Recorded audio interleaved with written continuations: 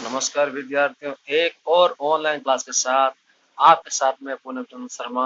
आज करेंगे हम लेसन नंबर 7 लोकतंत्र के परिणाम। विद्यार्थियों, ये इस बुक का लास्ट सेकंड लेसन है। इसके बाद एक लेसन और बचेगा और उसके बाद हमारी ये बुक क्या है, पूरी हो जाएगी। विद्यार्थियों, जल्द ही आपके स्कूलें खुलने वाली है और मेरा पूरा प्रयास है कि स्कूलों के खुलने से पहले पहले आपकी चारों किताबों को मैं पूरा करवा दूंगा, ऐसा मेरा विश्वास है। मैं इसी विश्वास से करते स्टार्ट आज का ये वीडियो। लोकतंत्र के परिणाम, लेसन नंबर 7। आज विश्व के 100 से अधिक देशों में कोई ना कोई प्रकार का लोकतंत्र व्यवस्था चल रही है। इसका औपचारिक संविधान है, मतलब प्रत्येक कंट्री अपना अपना संविधान अपना अपना संविधान के अनुसार कार्य करती है। प्रत्येक कंट्री में क्या होते हैं, चुनाव होते हैं और चुनाव में भाग लेने के लिए कुछ क्या होती है, राजनीतिक पार्टियां भी होती है। और प्रत्येक पार्टी या सरकार जब बनती है, वो वहां के लोगों को कुछ अधिकार या अधिकारों की गारंटी भी देते हैं। मतलब वह अपनी सरकार में उन वहां की जनता को बहुत सारे अधिकार भी प्रदान करते हैं।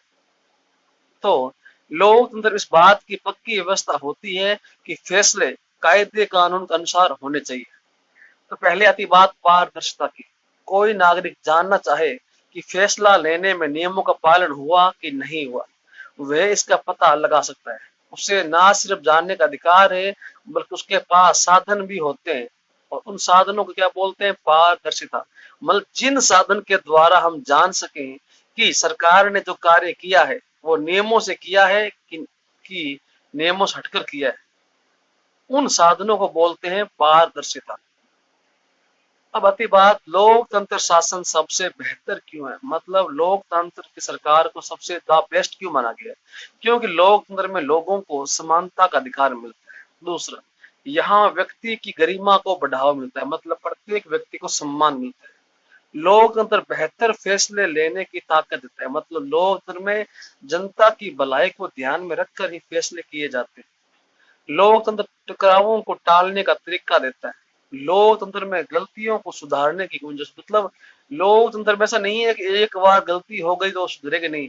जैसे उदाहरण के लिए भी ऐसा नहीं, आपने कोई सरकार चुन ली हो और वो अच्छा काम नहीं कर रही हो, तो ऐसा नहीं, अरे यार ये जब तक ये सीएम या पीएम रहेगा तब तक वो पीएम सीएम रहेगा, नहीं।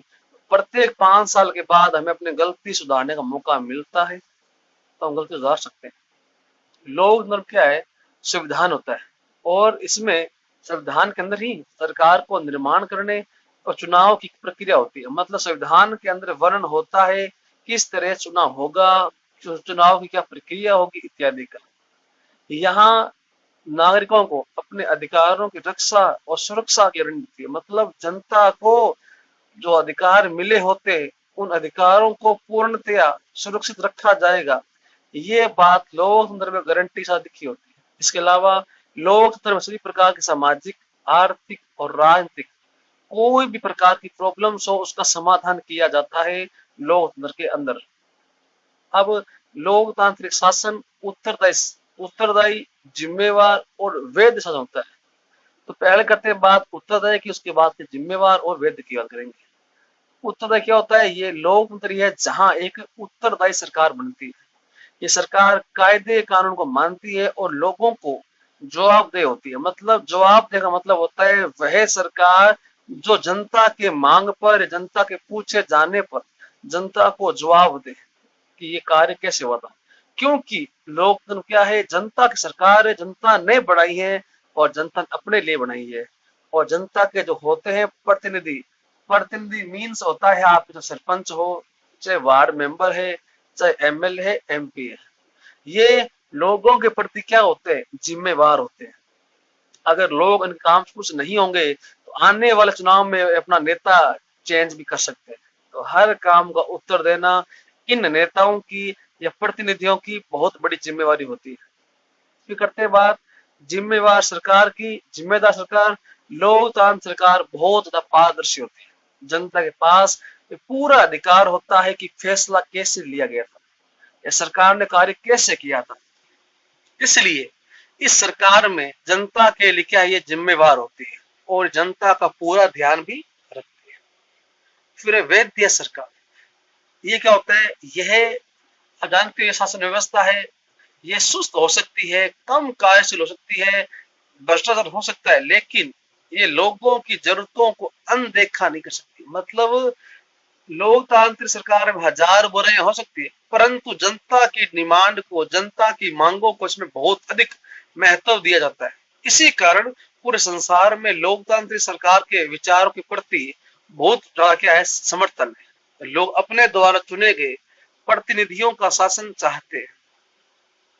फिर है आर्थिक समृद्धि और विकास। यदि आप आर्थिक समृद्धि की बात करें तो तानाशाही शासन लोकतंत्र के मामले में आगे दिखता है। 1950 से 2000 तक, यहाँ हम साल की बात कर रहे हैं, तो पिछले 50 सालों में आंकड़ों का अध्ययन करें तो ध्यान लगता है तानाशाही व्यवस्था में आर्थिक समृद्धि अधिक होती है। लेकिन बहुत सारे ऐसे लोकतांत्रिक देश भी हैं जो दुनिया की आर्थिक शक्तियों में गिने जाते हैं। इसलिए कह सकते हैं कि सरकार का प्रारूप किसी देश की आर्थिक समृद्धि को तय करने वाला नहीं है। मतलब ऐसा नहीं है कि जहां लोकतांत्रिक सरकार नहीं है वही समृद्धि हो। लोकतांत्रिक सरकार है वहां भी देश क्या है, उन्नति या तरक्की करते हैं। इसके अन्य कारक होते हैं, जैसे जनसंख्या, उस देश की कैसी कंडीशन है वो वर्ल्ड के सामने, उस देश को अन्य कंट्रीज सहयोग करती है कि नहीं करती, वहां उस देश में आर्थिक रूप से क्या प्राथमिकताएं हैं। इसलिए हमें आर्थिक समृद्धि के साथ साथ उन पहलुओं का भी अध्ययन करना पड़ता है। इस दृष्टिकोण से लोकतंत्र हमेशा तानाशाही से बेहतर होता है। असमानता और गरीबी में कमी। आर्थिक असमानता आप देख रहे हो पूरे वर्ल्ड में बढ़ रही है। भारत की जनसंख्या का बहुत बड़ा हिस्सा गरीब है। गरीबों और अमीरों की आय के बीच बहुत बड़ी खाई है। मतलब गरीब लोग और अमीर लोग, इन दोनों के बीच जो कमाई है और उसका डिफरेंस बहुत ज्यादा है। लोकतांत्रिक अधिकांश देशों में इसी आर्थिक असमानता को मिटाने के प्रयास किए जाते हैं।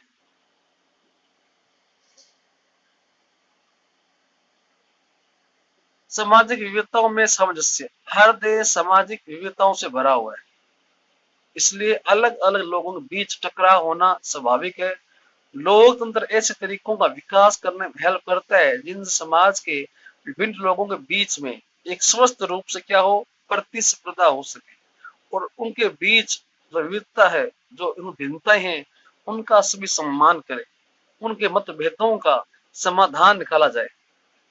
अधिकांश लोकतांत्रिक देशों में सामाजिक विविधताओं में तालमेल रहता है, लेकिन कुछ कंट्रीज का इसका अपवाद है। उदाहरण के लिए श्रीलंका। नागरिकों को गरिमा और आजादी। लोकतंत्र लोगों को गरिमा और आजादी प्रदान की है। भारत में बहुत सारे सामाजिक वर्ग हैं जिन्होंने वर्षों तक उत्पीड़न झेला है, लेकिन लोकतांत्रिक प्रक्रिया के कारण इन वर्गों के लोग भी सामाजिक व्यवस्था में ऊपर उठ पाए और अपना हक प्राप्त किया है। अब महिलाओं की समानता। महिलाओं की समानता लोकतंत्र के कारण संभव हो पाया है कि महिलाओं को समान अधिकार मिल पाया है। आज अधिकांश लोकतांत्रिक देशों में महिलाओं को बराबर का दर्जा मिला है। तानाशाही कंट्रीज है वहां महिलाओं को बराबरी का अधिकार नहीं मिलता। फिर है जातिगत असमानता। जातिगत असमानता भारत में जड़ जमाए बैठे, लेकिन लोकतंत्र के कारण इस असमानता के अंदर क्या हो रही है, कमी हो रही है। आज पिछड़ी जाति और अनुसूचित जाति के लोग भी हर प्रकार के कार्य करते हैं। विद्यार्थी यहाँ अपना लेसन एंड हो रहा है। तो इस लेसन के साथ अपने कर रहे हैं, इस लेसन की मुख्य मुख्य बातें जो हमेशा अपने क्वेश्चन आंसर करते हैं, परंतु आज ये वीडियो को छोटा बन रहा था तो मैंने इसी में क्या इसको मिक्स कर दिया, क्योंकि आप जानते हो याद रखने जो बातें बहुत ही महत्वपूर्ण होती है। इसमें हम ऐसी बातें की बात करते हैं जो आपके एग्जाम में क्या है, छोटे प्रश्न बनते हो। तो करते हैं स्टार्ट। याद रखने योग्य बातें। आज विश्व के 100 देश किसी न किसी रूप से क्या है, लोकतांत्रिक व्यवस्था चलाने का दावा करते हैं, लेकिन इनका और क्या है, औपचारिक संविधान भी है, इनके चुनाव भी होते हैं, राजनीतिक दल भी होते हैं, साथ ही वे अपने लोगों को कुछ अधिकारों की गारंटी भी देते हैं। लोग इस बात की व्यवस्था होती है कि फैसले कायदे कानून के अनुसार ही किए जाए। इसके अलावा कोई नागरिक ये जानना चाहे कि फैसला लेने में नियमों का पालन हुआ है कि नहीं हुआ, तो इसका पता लगा सकता है। उसको जानने का अधिकार है, और जिसके माध्यम से वो जानता है कि उसके नियम पालना हुई कि नहीं हुई, उसे बोलते हैं पारदर्शिता। विद्यार्थियों सबके बारे में अभी हमने 5 मिनट पहले बात की थी, उन्हीं बातों को हम इन्हीं में याद रखने योग्य तथ्य में बात करते हैं। इसके अलावा लोकतांत्रिक शासन व्यवस्था निश्चित रूप से अन्य से बेहतर है। ये एक पेश शासन व्यवस्था है। इस शासन व्यवस्था में लोगों को अपनी शासन व्यवस्था है। इस कारण संपूर्ण वर्ल्ड में लोकतंत्र के विचारों के प्रति समर्थन का हमें समर्थन देखने को मिलता है। लोकतांत्रिक व्यवस्था राजनीतिक समानता पर आधारित है। प्रतिनिधियों के चुनाव में प्रत्येक व्यक्ति को बराबर का अधिकार मिलता है। इसके अलावा तानाशाही का समर्थन करने वाली जो विचारधारा है उसे कहते हैं निरंकुशवाद। मतलब निरंकुशवाद में तानाशाही को बढ़ावा दिया जाता है। इसके अलावा लिंग भेद, जाति भेद, सांप्रदायिकता, ये भी क्या है, सामाजिक असमानता को बढ़ावा देती है। कानून का शासन क्या होता है? कानून के शासन से मतलब है एक देश में संविधान के प्रति अटूट निष्ठा, अटूट सम्मान, संविधान के अनुसार कार्य करना, उसे बोलते हैं कानून का शासन। तो इस तरह हम लेसन नंबर 7 पढ़ लिया है। वीडियो अच्छी लगे तो शेयर कीजिए, कमेंट कीजिए और लाइक कीजिए, और सब्सक्राइब नहीं किया है सब्सक्राइब। धन्यवाद।